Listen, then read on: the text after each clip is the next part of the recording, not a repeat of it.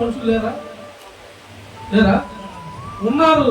కానీ వీళ్ళ స్వభావం ఎట్లాంటిదంటే చెడు స్వభావం, ముసుగేసుకొని దొంగ మాటలు చెప్పే స్వభావం, ముసుగేసుకొని ప్రభు మార్గంలో ఉంటూ పక్కన నెత్తి పొడిచే స్వభావాలు ఇవన్నీ. ఇట్లా దేవుడు తీసుకొని అందరూ అలా ఒకే ఒక్కడున్నాడు, అతనే యెహోవా. అతను ఎట్లాంటోడంట? యథార్థవంతుడు, న్యాయవంతుడున్నాయి.